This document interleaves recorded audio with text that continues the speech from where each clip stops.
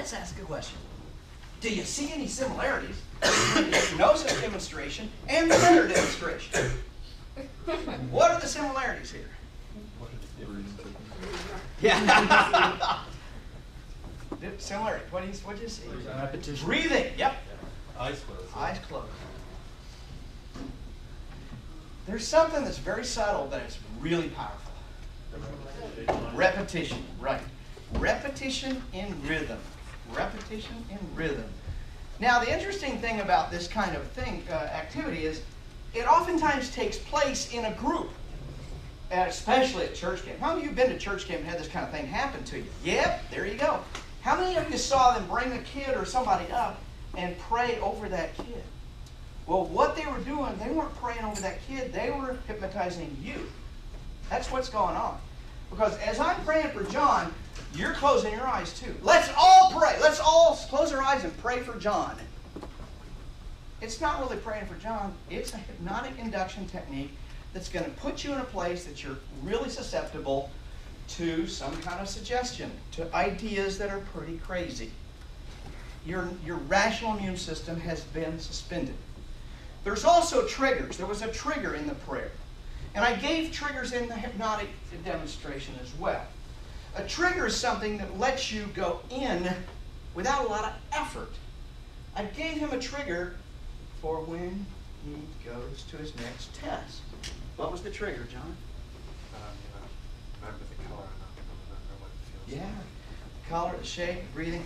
Those are all triggers, especially the color and the shape. That's a trigger, so that he can go into his altered state of consciousness, a relaxed state, as he goes into his testing situation.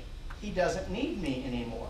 I've given him a tool to take to class next time. It works really nicely. It's not perfect, but it works nicely. What was the trigger to get the rest of you into altered state when I was praying? I used a similar trigger. It's the word J-U-S-T. You probably didn't even notice I used it. Maybe you have noticed people praying that way. Lord, we just. Lord, we just. Lord, we just ask this. Lord, we just do that. You notice that kind of prayer? Yeah, that's relatively recently. It's only come into vogue in about the last 15 or 20 years. The reason is it's a trigger. It triggers the whole congregation, the whole group. It says, oh, we're supposed to go into an altered state of consciousness. Just. You only have to say just about 3 or 4 times to a well-trained congregation, and they're right there with you. It's a very effective way of triggering them into the state you want them to be in, just like I was doing with John, triggering him into the state I want him to be in when he takes his test. Only giving him a relaxed state to take a test is a little bit different than giving him an altered state to hear about fantastic people who raise from the dead and walk on water. So triggers, there's lots of triggers to trance, and they're everywhere in the religious environment. So I want you to remember, when you go into a church, a mosque, or a temple, you're going into an infection center where all the channels are being used to infect you. It is an emotional manipulation zone. That's what a church is. You don't go to church to learn lessons in logic. They don't exist inside of churches, unless it's like Unitarian church. But you know, they're kind of religion light. That's a bad joke, isn't it? So look at the triggers here. Those of you who are raised Catholic, there's lots of triggers in that picture. Lots of them. If you were raised a Protestant, you see beautiful artwork. If you're raised a Catholic, you see triggers. Here's another one. A lot of churches have these. This happens to be in a Catholic church, but it doesn't matter. That's a trigger. If you walk into any church, its design is to start getting you into a specific altered state of consciousness.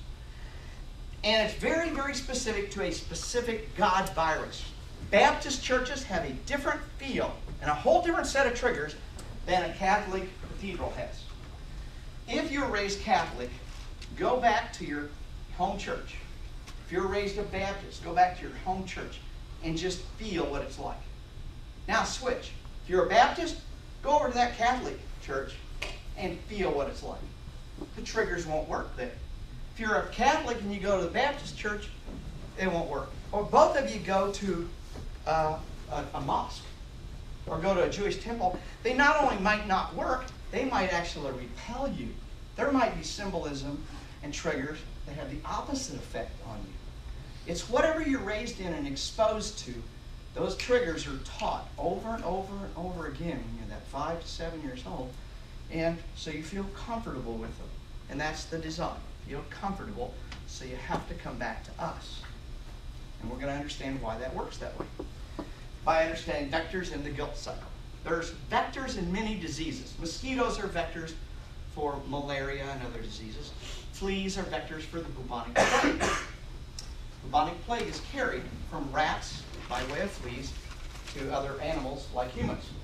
You probably didn't know this, but the flea has to die in the process of infecting the next host. What happens is the bubonic bacillus gets into the gut of the flea and clogs up the flea's gut. The flea, in its hunger, will bite just about anything. So if it gets on you, it's going to bite you. Unfortunately, it cannot ingest anything. And in biting, all it can do is regurgitate the bacillus. So it regurgitates bacillus into you, and you get the bubonic plague. That's the way the bubonic plague is passed along. And the vector, in this case, dies. There's some diseases that are vectored with mosquitoes, and the mosquito dies in the process as well. Religions have vectors. Here's a vector you may have seen before. You seen Rick Warren? This is a very powerful vector. He's infecting thousands of people and bringing millions of dollars into the evangelical movement. He is so powerful, he was able to get 2 presidential candidates to come and bow and scrape to him for the presidential election. Pretty powerful vector. He also believes 0 to 6,000 years old. He says in his book, A Principle-Centered Life.